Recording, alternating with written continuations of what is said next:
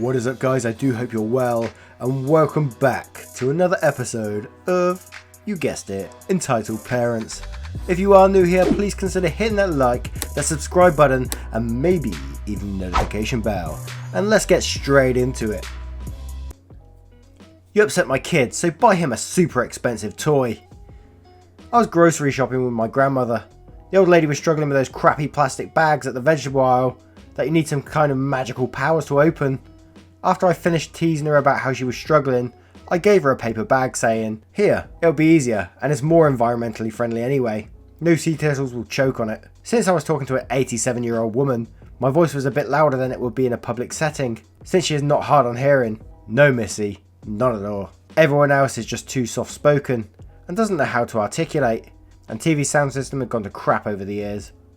No sooner I ended the sentence that I heard wailing in the vicinity of my hip. I looked down, and here was a little boy clutching his plushy sea turtle and crying as if I killed a bunch of sea turtles myself in front of his eyes.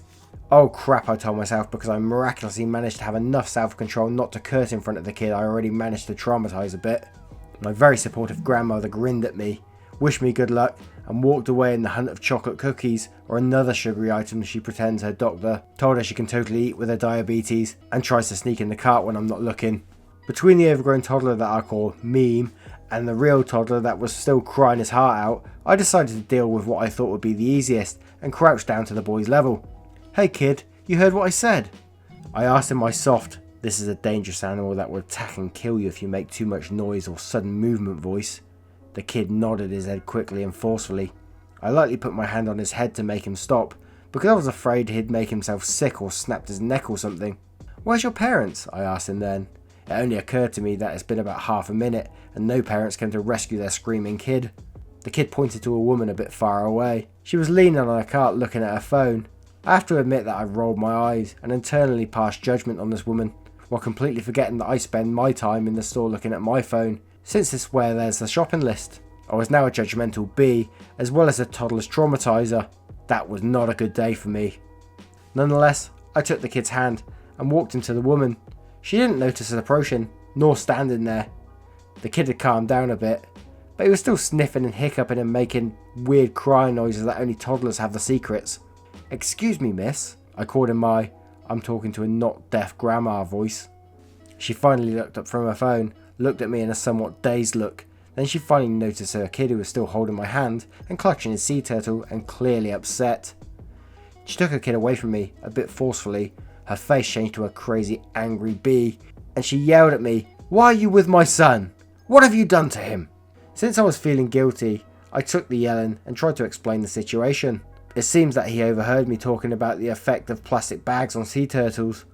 I tried to phrase it in a way that I could avoid in front of the kid that the sea turtles were dying again, in the stupid hope he had already forgotten what he heard about 2 minutes ago. Of course, the mum don't understand, and I need to be more explicit, so I literally spelled it out. I said they CHOKE on it, because I lost my brain and sense of ridicule in the vegetable aisle apparently. Of course, the kid wasn't entirely stupid. He might have not known how to spell, but he knew what we were talking about, and he didn't have any issue with immediate memory, so he went back to crying. The mum ignored it. To her, the appropriate course of action was to scream at me some more, instead of trying to comfort a crying kid. "Why would you tell this to a child?" she asked me. I didn't tell him that. I wouldn't do something like that. I was talking to my grandmother. I haven't seen him near me. He simply overheard, and I'm sorry he overheard that.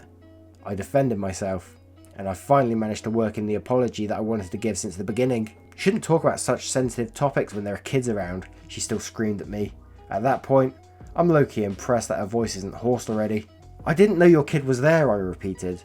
Then I tried to go past it, because blame is good and great, but there's still an upset and confused kid here. "Look, I'm knowledgeable on the topic, and I'm used to working with kids.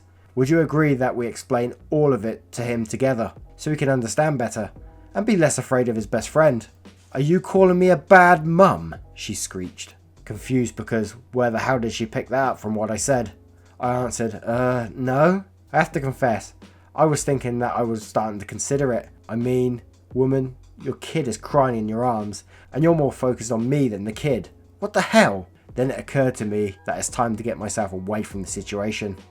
"I apologise again," I said. "I'm sorry I unwillingly upset your son," I said to the woman. but I couldn't just leave without trying to reassure the kid somehow. Don't worry, your friend will be fine if you make sure all the plastic bags your family use don't go in the water. As I started to walk away, the woman grabbed my arm. You stay here. That is not enough. I want you to buy him a toy to compensate. I foolishly agreed, thinking about the little €3 toys that they sell in the shop. They always have a little figurine to do with the sea, but no, she had something else in mind. She brought me to the toy aisles and pointed at her little electric cars. Okay, here I understood. The kid surely asked for it. She doesn't have the money and is trying to use me to get it for him. I can't afford that. She tried to start to argue, but I cut her off. Look, I left my elderly and sick grandmother alone long enough. I need to get back to her, and I walked away very quickly. As if I'd eaten really spicy chili the night before, I needed to get to find the bathroom quickly. When I came back to my grandmother, she had added Oreos and a chocolate eclair in the cart. Then I had to convince her to not go and find the woman and hit her with her cane. She only agreed to let it go if she could keep her Oreos. The negotiating powers of the grandmother. But what the hell? I mean, you're trying to do good by not pollute the sea with plastic bags and trying to educate others about it. And the EP mum, of course, she wants to try and get you to buy toys for her child because you're upsetting them. I wonder what she would have said if when she said, "Are you calling me a bad mum?" You just went, "Yeah, I am calling you a bad mum. An entitled bad mum. See you on Reddit." I take your seats. Everybody else can get the hell off the bus. Hi all, this happened to me this Friday. I live in Eastern Europe and wanted to go to the small city in the countryside from the capital city by bus. I went to the main bus station and tried to purchase my ticket, but all the bus seats were taken. The ticket lady told me I don't need to worry because there's a custom. If there's too many passengers trying to get on board without seats, the bus company has to send a second bus, and it's illegal to stand on those buses because they take the highway. I was afraid a bit, but I stood in line. The driver asked everyone whether they already bought tickets to get on board. When the entitled parents appeared, the father, EF, had a quick chat with the driver and they placed the pram to the luggage rack and got into the bus with their 3 babies, 2 toddlers and a newborn. I personally did not hear what they discussed with the driver. So we were still in the line waiting for the outcome, if they'd be able to send a new bus or what. They did not. But the bus driver took a risk and told us that we could travel while standing. Please note that the trip takes 3 hours on average. So we pressured ourselves into a small corridor between the seats. We needed to stop by 3 other stops into the capital city, and as you may guess, other passengers tried to roam themselves in. A few of them had their seats already bought. For example, the young girl standing next to me. She said she can't sit down because the entitled parents took her seats with their 3 babies. I was looking at their direction and they looked very uncomfortable. The father was holding the newborn, while the mother was balancing the 2 toddlers on her knees. Of course, after a few minutes passed, 2 of the babies started to cry because of the discomfort, and that's when EF started to pick a fight with random passengers standing on the corridor.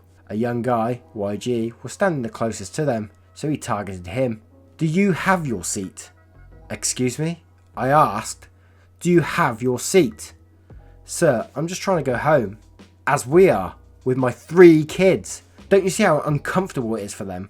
The baby started to cry louder of distress. "This is illegal to travel while standing. Why are you standing?" YG was just standing there, trying to ignore the guy. "That's enough! We're getting off!" The bus was departing from the last stop of the capital and heading to the highway. EF shouted to the bus driver, "Hello, you idiot! I told you, we're getting off!" We finally stopped a little further from the stop, so we, the corridor passengers, all had to gather our stuff and get off the bus to make space to get off as well. The driver left his seat and asked what was happening, while EF started to shout slurs to him and asked how dare him cause discomfort to their little children. We all got back to the bus while the driver and EF were fighting, and I was discussing the case with the other corridor mates. A guy who actually heard the conversation between EF and the driver leaving the main station told me that the father purchased 2 tickets on spot, so he had no pre-reserved seats. The driver repeatedly asked if he was sure to only buy 2 tickets. He said it was fine. At least we could sit in their seats in the end, so we did not have to stand for 3 hours straight. One thing confuses me about this one. I don't know why he was picking on the young guy, YG. Why was he shouting at him? Why did he start shouting at some poor random guy? I imagine he was just... I know parents get distressed quite easily because if you're on a long journey or whatever, kids get anxious and they start fidgeting around. So I can see parents getting angry, but just to pick on random people, I mean, it's not on really, is it? How dare you do your job and sweat? Mobile, first time posting here, blah blah blah. This was earlier last year, and, disclaimer, not my story but my dad's, so details aren't perfect, but bear with me. I'm going to do this in first person for the sake of the story. You know the drill, but I'm adding in JP for jerk employer and UK for useless kid. This was at a popular gutter company, which I'm not going to name for obvious reasons. Let's get on with it.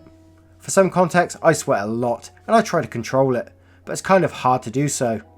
Okay, so I'm parking my truck in front of the house and I had to block at the bit of the driveway to do my job, but not enough to where the EP and a UK could get out while I wasn't making the gutters. I'm starting to sweat at this point and EP comes out. Approximate convo ensues below. Hello mum, I'm here to do your gutters today. Hi, did you piss your pants? Referring to the sweat. What?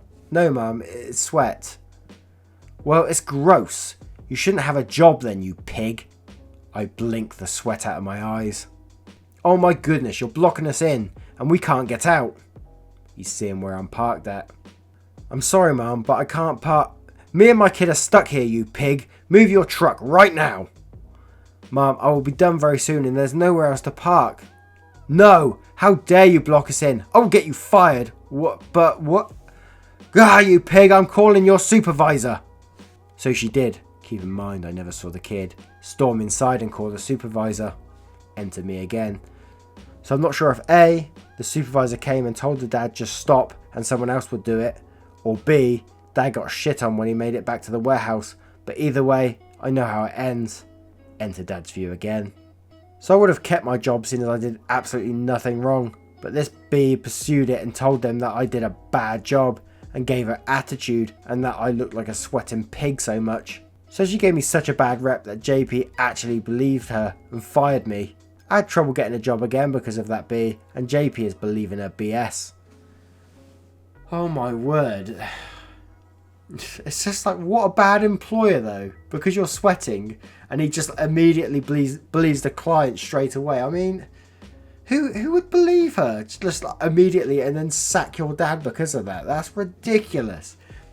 I don't know where this was. Where did it say? I can't find out where it says what country. If you do that in the UK, you'll be in a whole lot of trouble, and I imagine the US as well. I'd have definitely called him out on that one.